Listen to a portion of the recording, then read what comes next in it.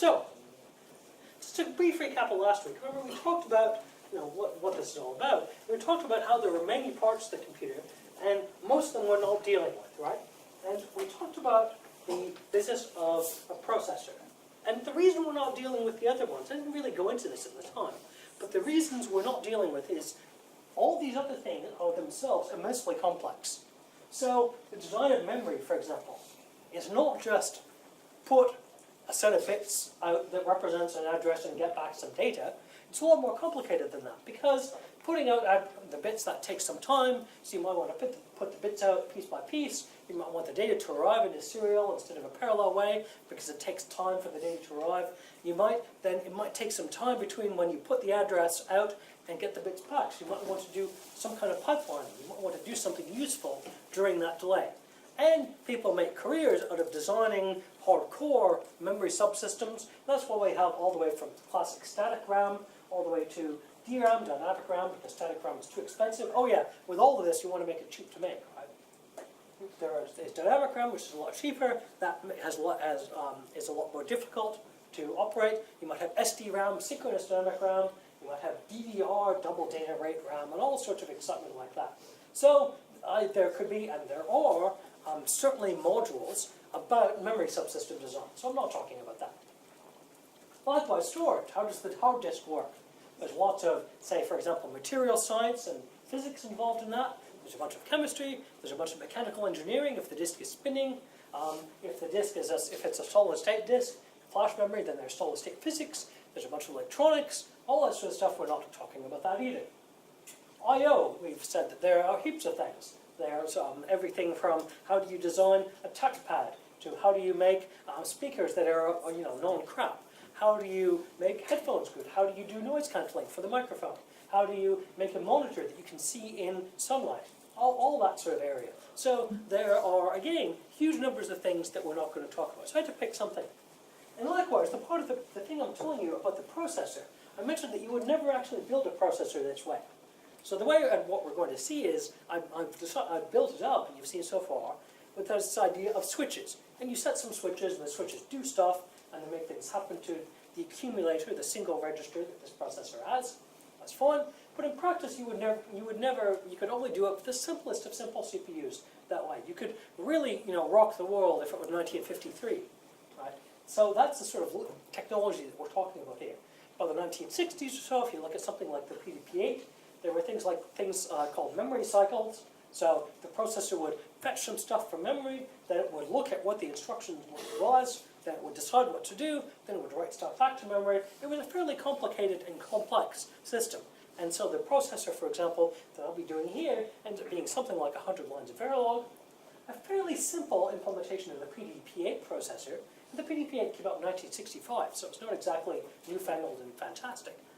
It is, so I don't know, 5,000 lines of Verilog, well, it's VHDL, the one I have. It's much, much bigger. It's not hard to figure out. Same ideas, but it's much, much bigger and more complex. So the simple processor I'll be going through here is sort of a window into this entire world of what hardware design is actually about. And remember, in your courses here, you won't really do hardware design specifically, but you should know about it. Unless, of course, you want to transfer over to engineering, which, of course, you shouldn't do. But if you're really hot and heavy for this, then you can do that. But, of course, then you'll have to do your first year over again. Who wants that? Okay. So if we look at how far we got, right? I had this counter that I renamed the accumulator. It could go up and down, and that's great.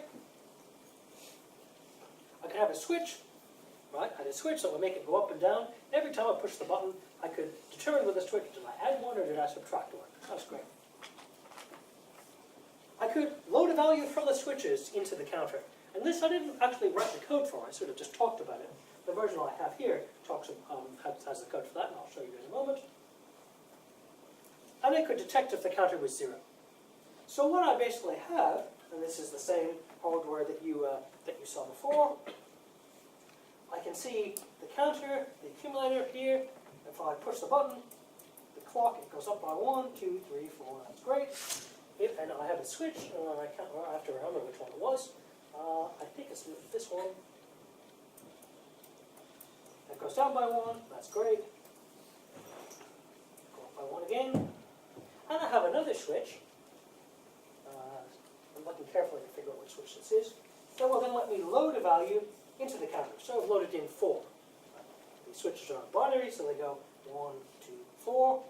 I can load in another value, and then I can decide to decrement that value, and it's kind of cool. So that's as far as we got before, right? I have this accumulator, and I can then load things, or I can make things happen based on these switches. So far, so good. So this time, well, the switches are really annoying, right? And I talked before about how you could have some kind of indentured servant that could follow instructions, right? You could write down, say, set the switches this way, and then push the button. Because really, that's what I've done, right? If you told me, okay, I want the counter to go up 3 times, and then load 3 into it, up 3 times and load 3. That's stupid. Increment 3 times, so 0 to 1, 1 to 2, 2 to 3, and then load it with 7. I could do that, and I could write those on a piece of paper, and that would be fine. But it would certainly be better if things could do that automatically. Okay? If I could have a list of instructions that made that happen automatically. So what I can do then is, and what I'll be showing you now is a combination of, so that I'm not writing everything from scratch, is a combination of code that I'm going to write in front of you and code that is the complete finished version. So this is kind of a bit of a hybrid of doing things in front of you. It's very tedious sitting there watching me type things slowly, and it's amusing when I make typos and things don't compile fine. But I don't think that amusement couldn't sustain me for more than about 25 seconds. So if it can sustain you for longer, I think you're kind of ready to. So none of this should be a surprise. I have assigned various the buttons and switches. I have some of the hex displays that I talked about briefly before, so that I can see the value of the accumulator. I have an extra hex display. There's some extra stuff in this code here that you'll be able to see later on. You'll have copies of all this code later, by the way, so you don't need to, feel free to take pictures of it if you want to, but it doesn't matter too much. Unless you want pictures of me, in which case I'd ask you to think you're daft. Okay. So what I can do then is I might say, well, I talked about having this list, right? If I have a list of instructions, which is really what this is about, then I don't need the switches. So what I can do then is I have this beefed up list here. I'll copy this and I'll make the list a bit smaller, because this is the super extended version. Okay, so ignore the rest of the stuff for the moment. Well, you don't have to ignore it, but you can look at it if you want. Don't get stressed out about it. That would be more of what I'd say. And this is really the program, right? So in the program, my program here is going to change. What I'm going to do is I'm going to increment the thing. Remember what I talked about before. I'll just write what I want it to do over here, increment it a few times. Increment it a few times. Oops.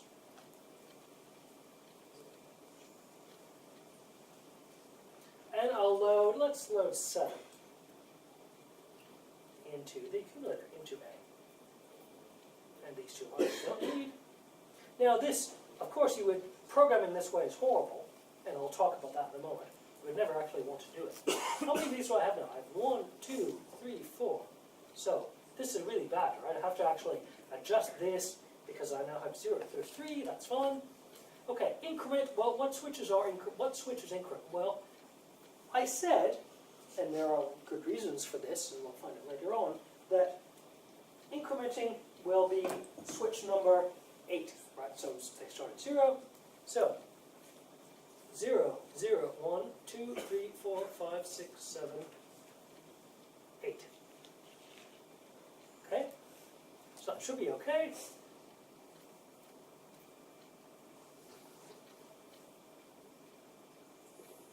Same as that. Oops. Same as this increment, and I want to do it 3 times. I decided, right? So this should also be all these other things. Don't worry for the moment about what these other things are. And then I want to load 7 into the accumulator, right? So what I'm going to do is I'm going to say that I need some switches to do this.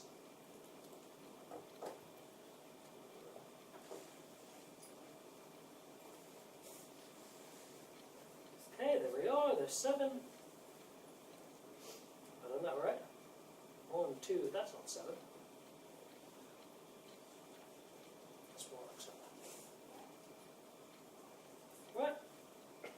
1 plus 2, yeah, that looks 7-like. And then loading, I decided that that's going to be then the next switch over, right?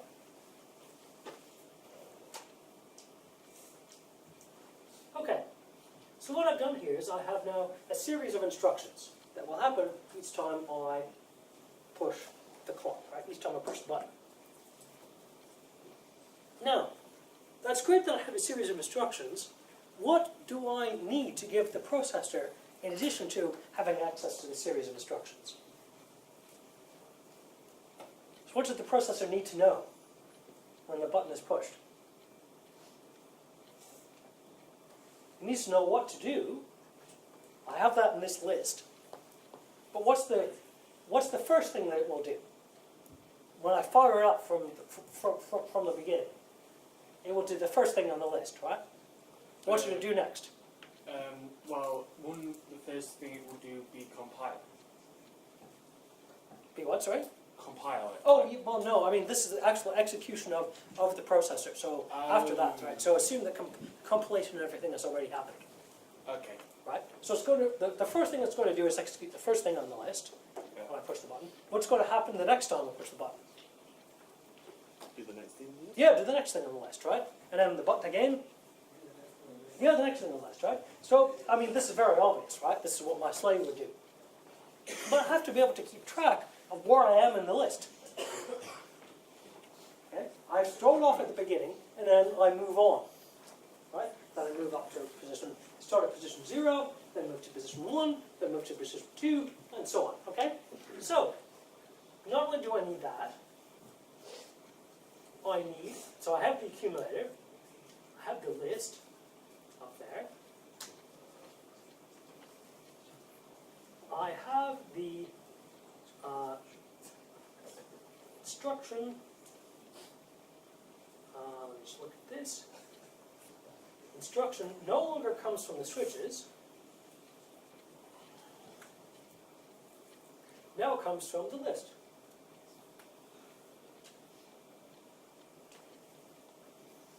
Okay? And it comes from a certain position in the list called the PC, the program counter.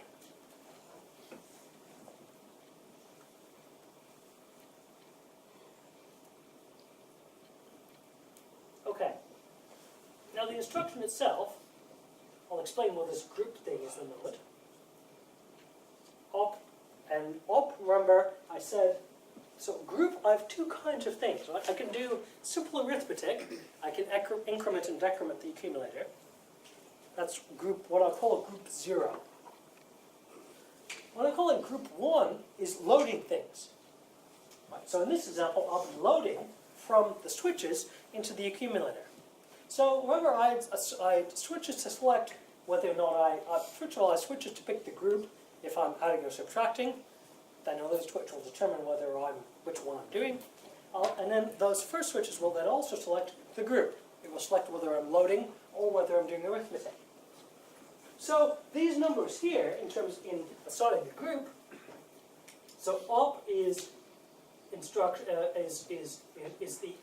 number 8, the 8th switch of the 8th bit, and the group is 9 and 10. That's what I had before. And then every time there's a clock at the moment, right, if the operation is 0, then it's increment. If the operation is 1, then it's decrement. That's, of course, if the group is 0, 0.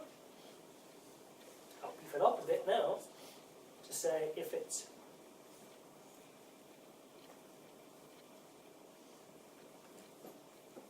0, 1, and just loads, right? It doesn't actually matter. So it's the counter. No, it's not called counter anymore, it's accumulator.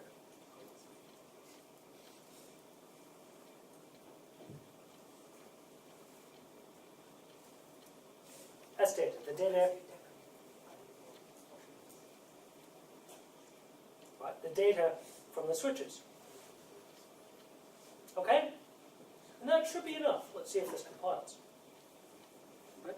What I've done, all I've done here is I had the switches that operated things before and worked fine. When I pushed the button, things worked okay.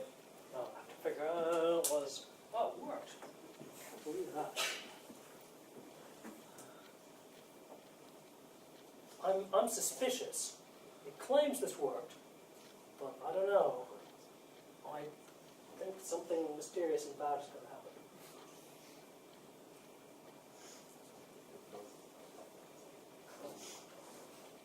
Actually, I have made a mistake. Let me go back and fix the mistake.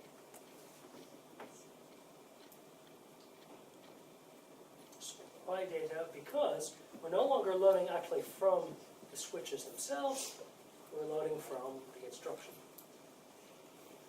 Because remember that 7 that I had, the 7 is not the switches on the front. The 7 is actually part of the list, one of the instructions. Okay. Let's say that was really fast. That really kind of worries me a bit, but we'll see what happens.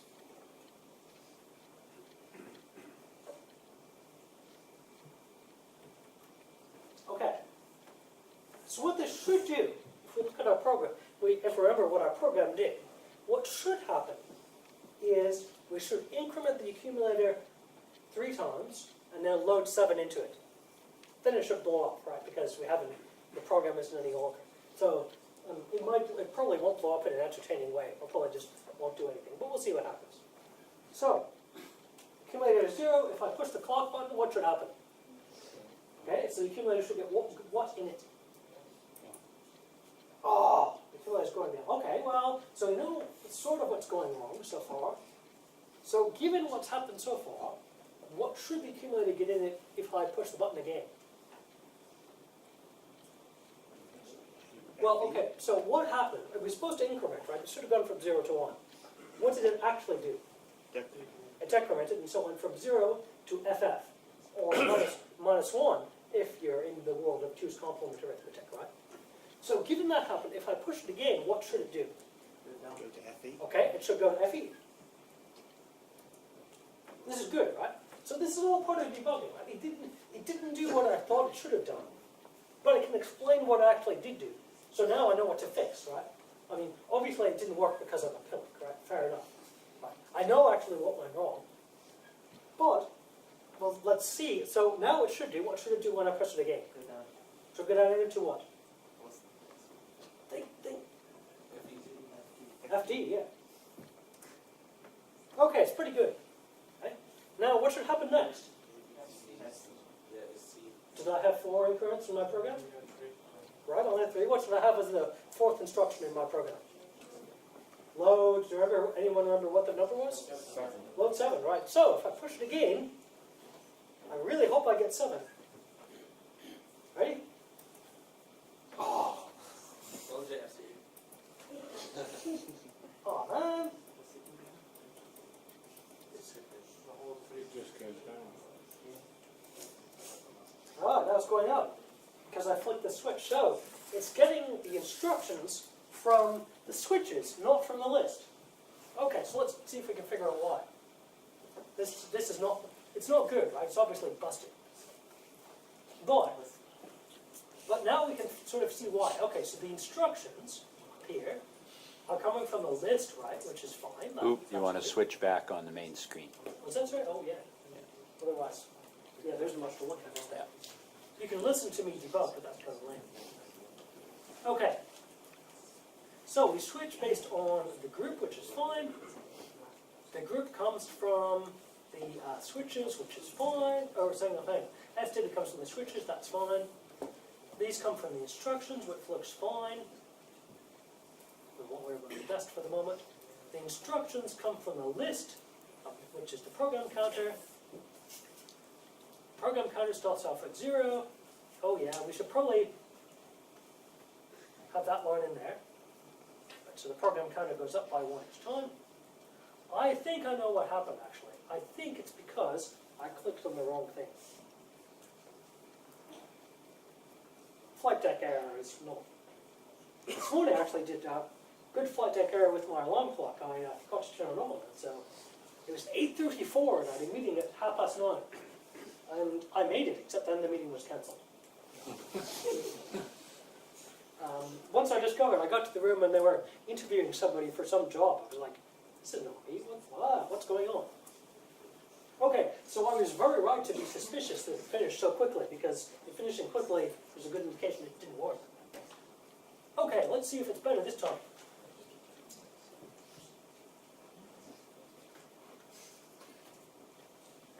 Ta-da. Okay.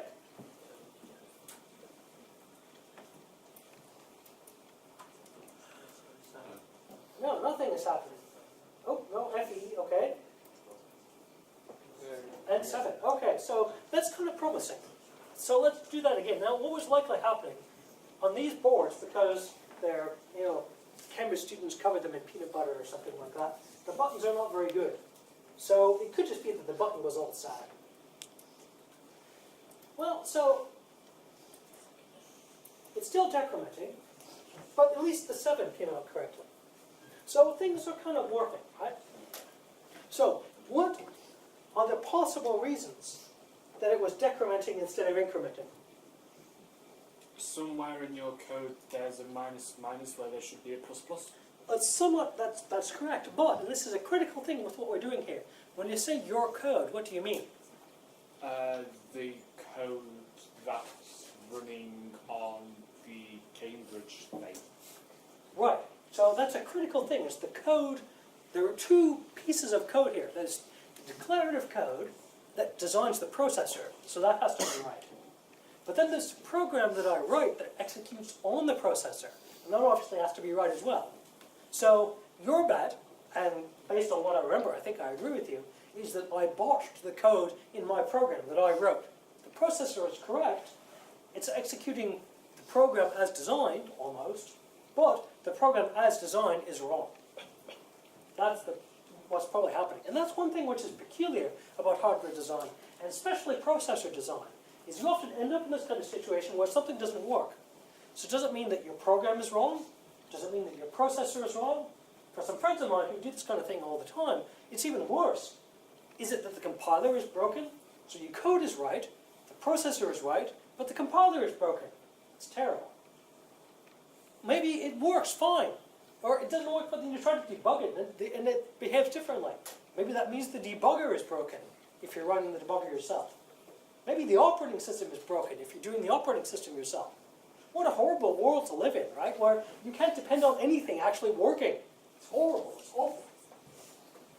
Okay, it's like everything is the worst possible, everything bad about Windows 3.1, but it's even worse. Okay, so I think, to be honest, I think you are right. I think the problem is that my code is broken. And if we look at the implementation of the processor, because remember, this is the actual hardware, right? So this is actually what happens. This is what the instructions really mean. So it means that a 0 is increment and a 1 is decrement. So if we look back at my program, well, sure enough, I have 1s here. Well, so that's not good. And it didn't work properly because I had 2 1s. So I had 0 and 0. These should all be 0s. So, we'll see if you are correct. I think you are. That would be consistent with the behavior we saw. The first instruction was undefined, so that would explain why when I pushed the button the first time, nothing happened. Right? Now it's undefined, right? So the processor could easily catch fire. Right? We don't specify what will happen.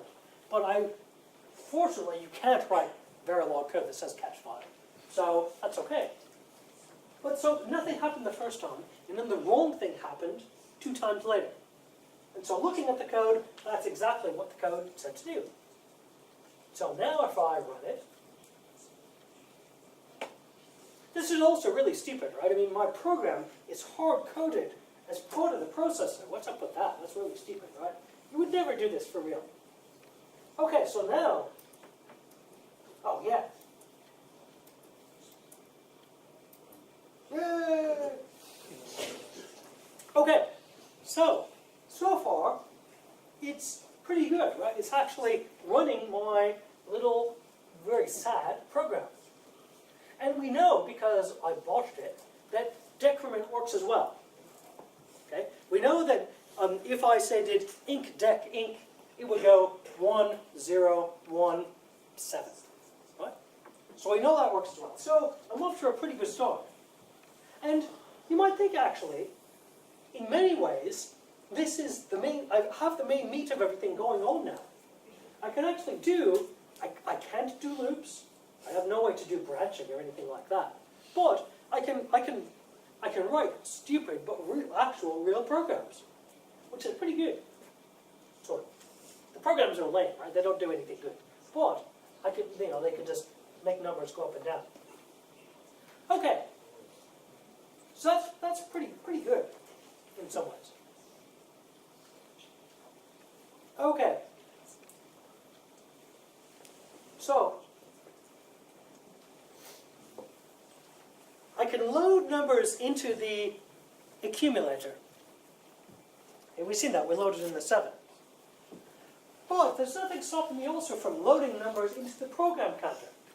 Remember, the program counter started off 0, 1, 2, 3, something like that. But there's no reason why I couldn't load arbitrary values into it. Let's do that. Okay. So now, this requires this rather spectacularly named and obviously named in some ways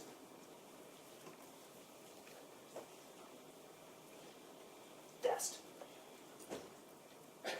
Okay, and what dest is going to be, and this is where I'm going to do things a bit lame here. Language. I'm going to do if dest is 0,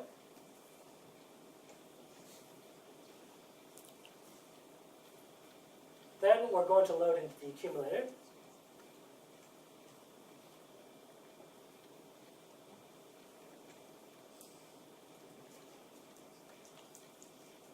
Get rid of this code because it's redundant. Otherwise, if dest is 1,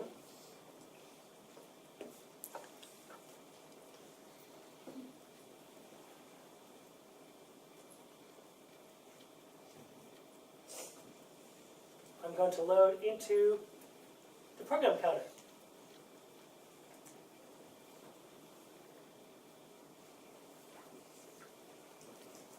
Why is that -1 critical? Why will it not work if I leave out the -1?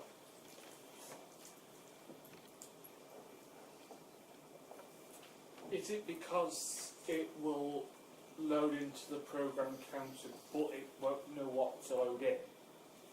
No, it's not. Think about what the logic here happens, right? If you look at the code here, I do the instruction, right? In processor problems, I decode the instruction first of all, which is what this case and if statements are all about. Then I do it, and I execute the instruction. And then no matter what the instruction is, I add 1 to the program counter. So if I want to load a value into the program counter, say at 3, I actually have to load in 2, because I will always add the 1 every time. There's this PC equals PC plus 1 at the bottom. So I have to load in 1 less than what I actually want. Okay, so now I should beef up my program so it actually uses this. Let's make my program, this is part of the problem. Let's make my program 1 instruction longer, not 34. I'm not going to type that many lines.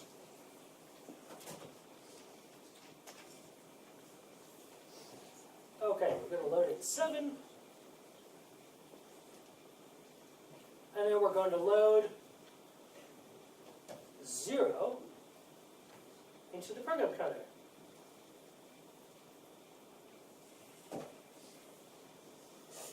Okay, load is still good.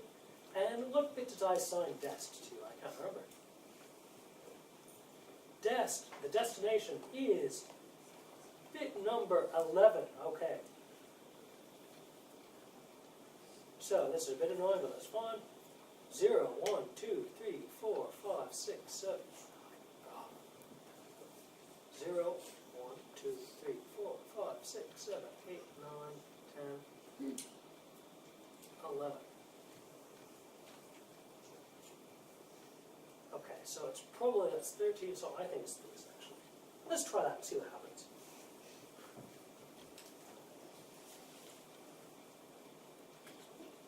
Okay, so.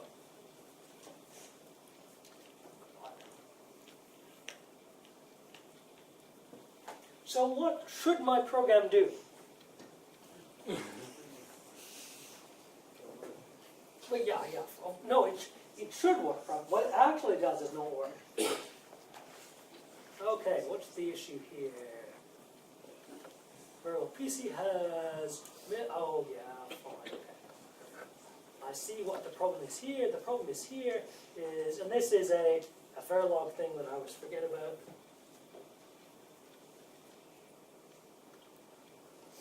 Okay, now maybe... Okay, so what should my program do?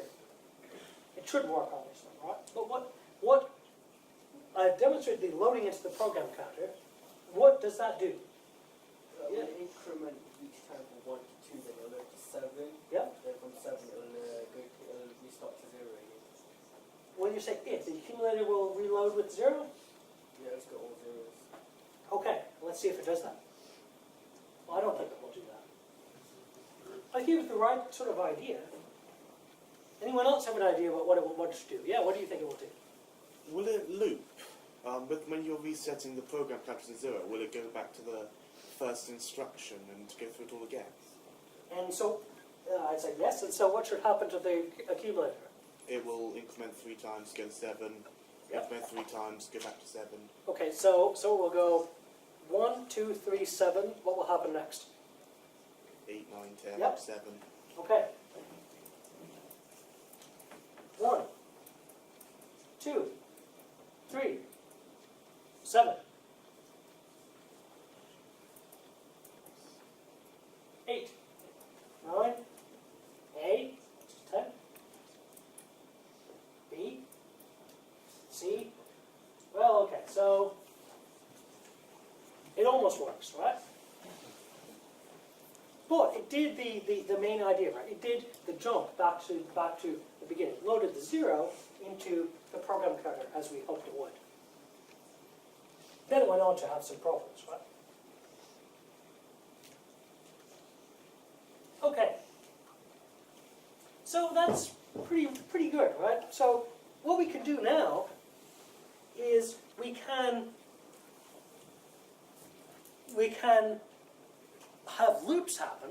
So we're no longer faced with a sequential series of instructions, right? We can make things go to a point and then jump far into the middle, jump farther along, any combination of those sorts of things. What critical thing can we not do with this so far?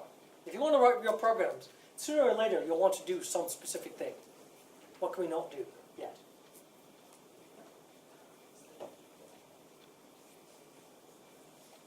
Someone said something, I think.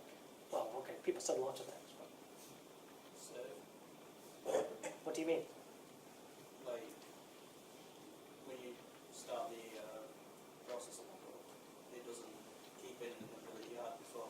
That's true. We could do that. Yep. We could have it maintain the life that it had before. Well, that's true. I'm thinking more fundamentally, though, in terms of the kinds of programs we can write. Remember, all we can do at the moment is we can increment or decrement the accumulator, we can load arbitrary values into the accumulator, and we can jump. And other more complicated programs, you can't write them. There won't be instructions for it. So what's the big thing that would be really nice to have? If you could store those values, oh no, because we haven't got any memory, do we? No, we have no memory, that's true. So it would be really nice if we had some memory to write the values to. Maybe move the accumulator from, move the value from the accumulator to memory, that's fair enough. And the twin of that, the dual, move from memory back to the accumulator, that would be good. suppose you're writing a program that is supposed to print out whether it's light out or not. Okay? Whether it's daytime or nighttime. If you're going to do that, do you need to do any looping? Okay, you don't need to do loops, right? You just need to print one thing and you're done. What's the key thing you have to do?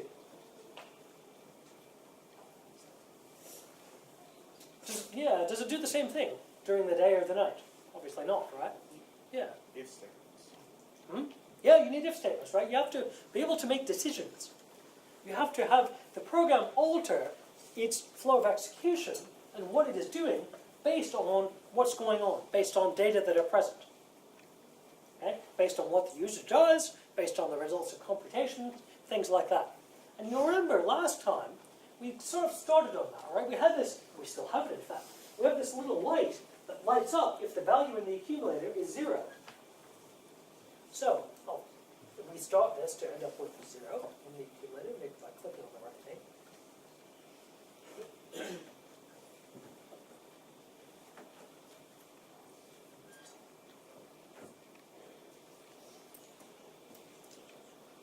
That's broken at the moment.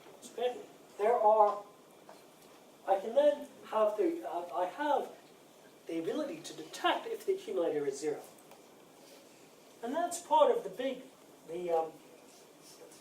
that's really part of what is needed in order to make this happen. So what I'm going to do now is I'm actually going to close this, and I'm going to cheat. Now I'm going to get the full, complete version, and because I don't want to type it in, and show you how that works. This looks a lot like what we had before. It's a bit different though. I still have the op group, the operation, that's fine. Right? I have the destination, right? Whether we're loading into the accumulator or into the program counter, that's fine. I'd beef that up a little bit. I also have the source, because I might want to read from the switches, like we had before, or I might want to read from the instruction itself, like I had in the example there, where I loaded 7. Where 7 didn't come from the switches, 7 came from what I actually had in the program. Since sometimes you may want user interaction, user input, the switches are kind of a lame form of user input, but that's what they are. Or you might want to have the number in the actual program. That's fine. So the source is useful for that. Destination we've talked about, but the other thing I've had here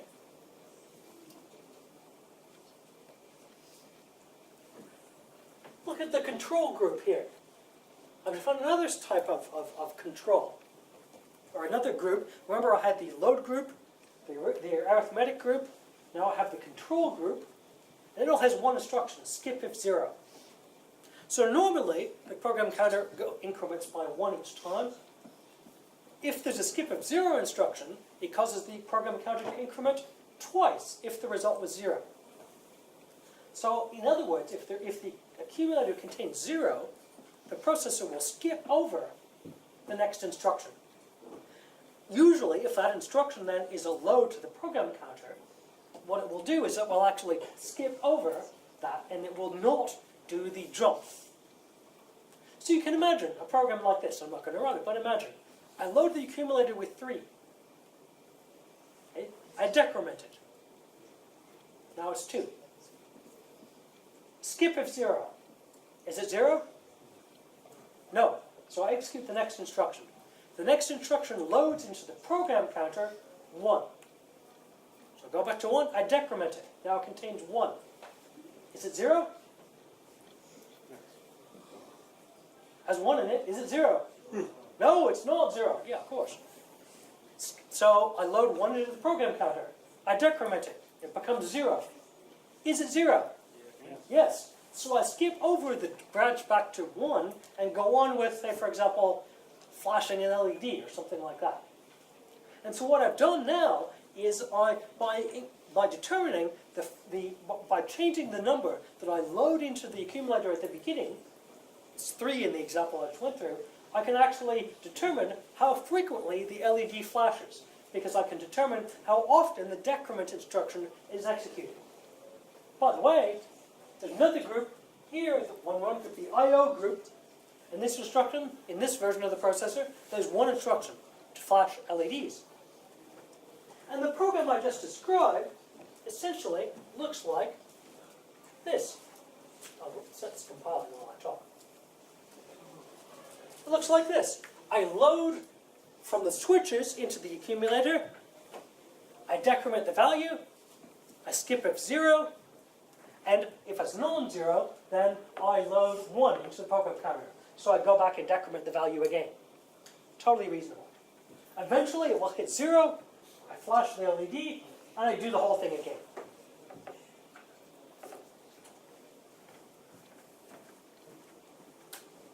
Now, there's one key thing. Ah, yeah, okay. So, I'm not going to show you this yet. I will in a moment, though. So with that, skip F0. I can also load in the program counter from the switches, right? If I can load in the accumulator from the switches, I can do the program counter as well.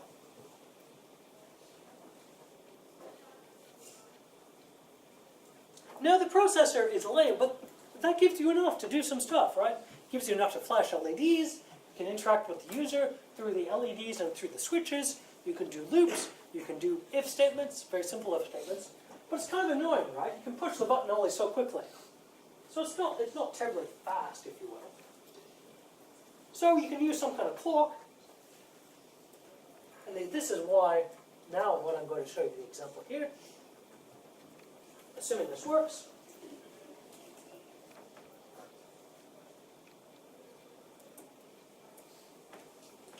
That will take forever because the number is big. But then you can see here the clock. The clock is now this flashing LED here, and so the processor will go and happily run the program on its own. And look, it turned on this LED, which is good. This display here tells us the current value of the program. So we can see it going through the program, going back to the beginning when things are 0.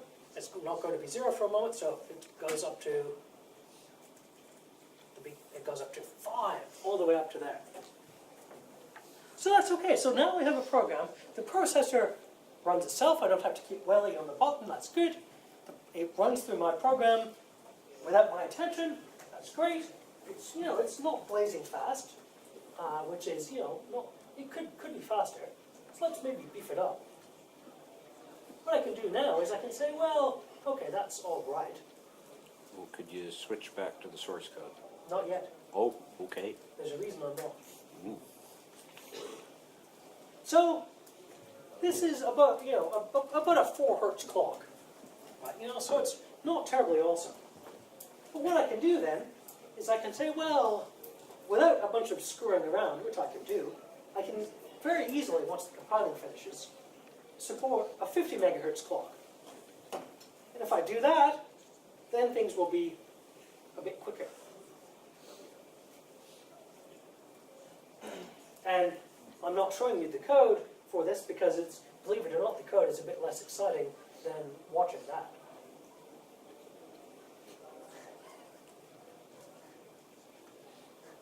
So now if I run this with the 50 megahertz clock, well, you can see the clock here. It's pretty fast. See the LED flashing each time it goes through the loop. That's fairly good. The program counter, it's a bit difficult to read because the numbers are changing quite quickly. Same as with the accumulator, you can't really tell what's going on. Now, a 50 megahertz processor is not exactly new, not exactly modern, but it is doing 1 instruction per cycle. So it's actually 50 million instructions per second. It's equivalent to pushing the button 50 million times a second. So, what we've done here is this is now a working processor. You can imagine it's not going super fast, but it's chugging along, that you can write real programs for. Except programming is really tedious, right? There's somebody screwing around with writing the binary stuff and remembering which bit was what and so on and so forth. That's really horrible. So we can fix that by writing an assembler. And so, an assembler, I wrote a very quick one in awk. here. You don't need to know what is all about bulk. But what it means is that you can write code like the stuff on the left, and it will go through it and pump out and figure out what, for example, a load to accumulator instruction should look like in terms of all of those bits, and it will burp out the code that you need to make that happen. And then if you wanted to, not with this processor, but with a little bit of beefing up, you could then write a compiler for a language like C, or whatever, that would actually produce this assembler, and then run it through the assembler to actually run on the processor.